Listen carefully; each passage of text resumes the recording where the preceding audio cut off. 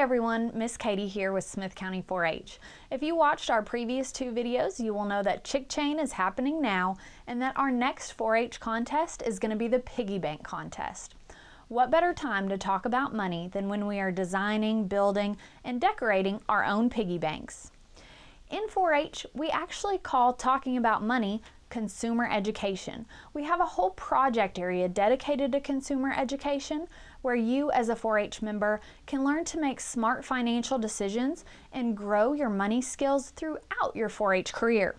Today we're going to keep it simple by talking a little bit about money management. We're going to get into needs versus wants, how to set SMART financial goals, as well as creating a simple budget that will be useful to you. Now, when we think about wants versus needs, we have to define what exactly these two things are. Think to yourself, what do you think the difference is between a want and a need? You might think you need that new pair of shoes, or maybe you need a new laptop. But are those things really needs or are they wants? Why don't you take some time and jot down on a sheet of paper your list of needs versus wants. I suggest dividing your paper into two, having one column for needs and one column for wants. Take a couple minutes and write down as many needs and as many wants as you can. These wants can be specific to you, things that you personally want, but the needs column should be devoted for things that all of us as humans have to have. Take a couple minutes, think of as many as you can.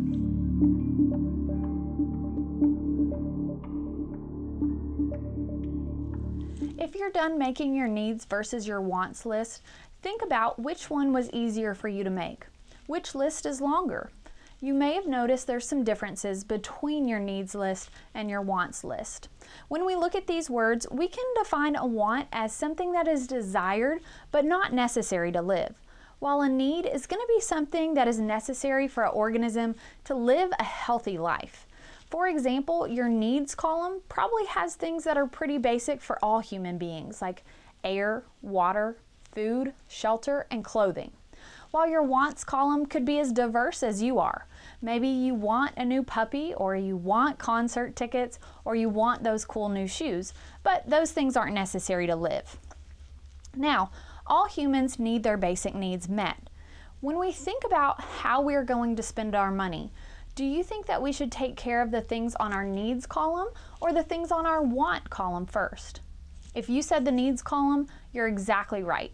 When we take care of our basic human needs like food, water, clothing, and shelter, we can move on and purchase those things that we really want as well. Before we move on to creating our budgets and learning a little bit how to manage that money to take care of both of our needs and our wants, I want to leave you guys with a couple of questions to think about when it comes to needs versus wants. You may want to think about these questions with a partner, jot some notes down or jot some answers down for yourself, but these are just some good questions to ponder. So the first question is, what do you think happens when someone's basic needs are not being met? What happens to that individual? Do you think that there are people in the world, in our country, in our own community, and maybe even in your school that don't have their basic needs being met? Are there ways that you could help meet these basic needs? What are some actions that you could take to meet the basic needs of others right here in our own community? Remember, in the 4-H Pledge, we pledge our hands to larger service. Being a 4-H member is helping others. You can help others meet their basic needs and be of service. When it comes to budgeting, this is where your math skills can really help you out. Have you ever asked your math teacher, but when will I use this in real life? Well, budgeting is where you can put some of those real-world math skills to the test. It's a great idea to be comfortable with decimals, fractions, and percentages in order to create a good working budget. Now, you might be thinking, why is it important to budget? Can you think of any good reasons why we should have a budget? Budgets can help you support savings goals and help you make good decisions with money. Now, take a minute and think to yourself, how much money would you need for 1 month's time? How much money might you spend in a regular month? Go ahead and jot that number down on your piece of paper. Just give us your best guess.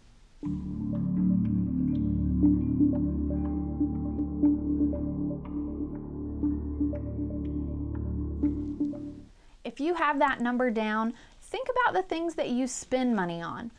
Where does most of your money go? Do you spend it on snacks and entertainment, spending time with friends, maybe on clothes? Do you put some of it back each month for savings? How do you get your money? Do you do odd jobs for neighbors and friends? Do you get money for Christmas and birthday? Maybe you get a monthly or a weekly allowance. It's never too early to look at your money and start figuring out the best way that it can work for you. Now, let's look at a quick example of what a monthly spending and earning could look like. On this monthly budget, you'll see a couple of different money amounts. The first one there is entertainment. You'll see that they spent $15 on a $10 movie and a $5 popcorn.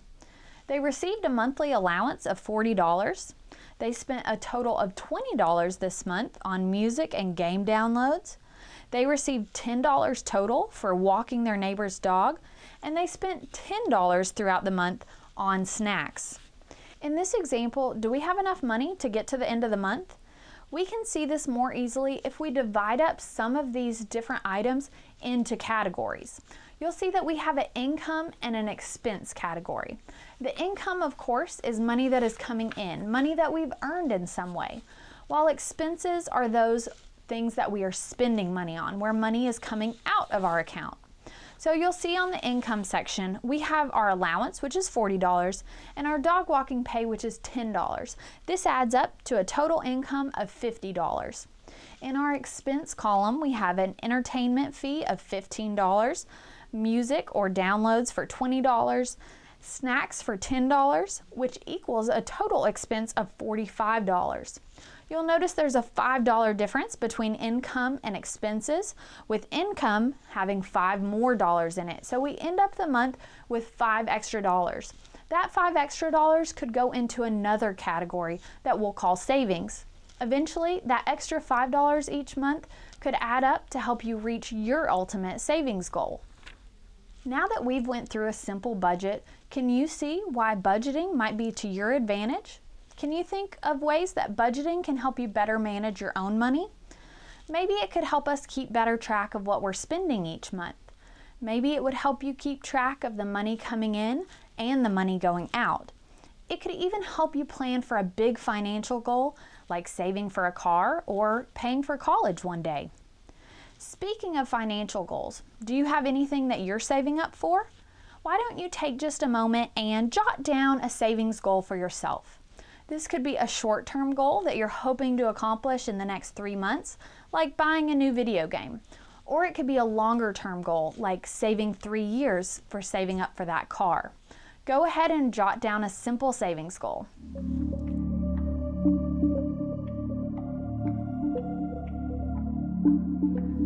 Many people spend, and then wonder why they're short on funds when it's time to pay a bill or when they want to treat themselves to something that was on their wants column.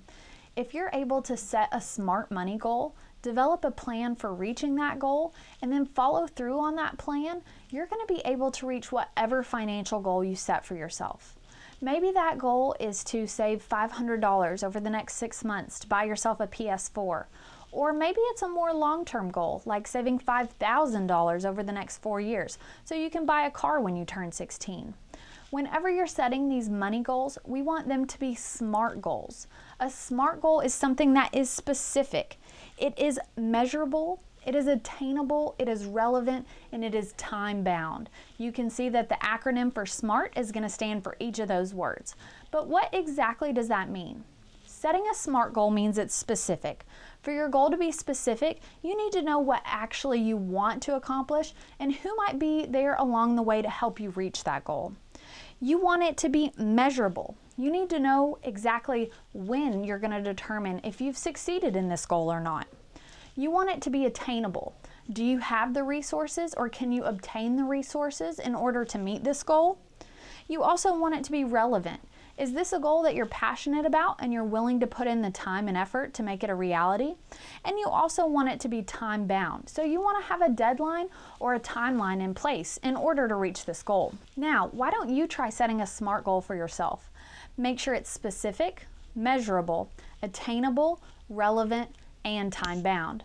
After you've made your SMART money goal, think about maybe sharing it with a friend or a classmate so they can make sure you are checking off all those boxes. After you've set your own SMART goal, maybe you could help me adjust some of these goals to make them into SMART goals as well. For example, how would you change the goal, I want to save money for college? Or how could we adjust the goal, I want to buy a new computer eventually? If you think about our acronym, we could rewrite these goals by saying, I want to save $3,000 in the next 3 years to pay for my first semester of college. This gives us a more measurable and time-bound goal. We could also rewrite our second goal to say, I want to save $500 to purchase a Chromebook by this December. This goal is much more specific and time-bound. I hope you guys feel a little bit more comfortable distinguishing between wants and needs. I hope you know a little bit more about how to create a simple budget that could help you meet your money goals, and hopefully you're comfortable setting SMART goals for your finances. Don't forget, a great way to save is to have a safe and specific place to keep your money. So I really encourage you to participate in next month's Piggy Bank contest. Don't forget that our top 3 winners in the county will also receive a cash prize that can go straight to meeting that SMART savings goal you created.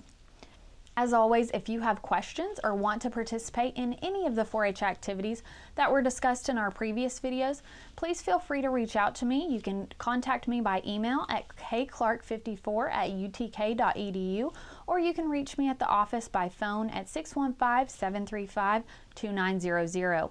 I'm looking forward to being with you guys in February club meetings and seeing some awesome piggy banks. Until next time, this is Smith County 4-H, making our best better.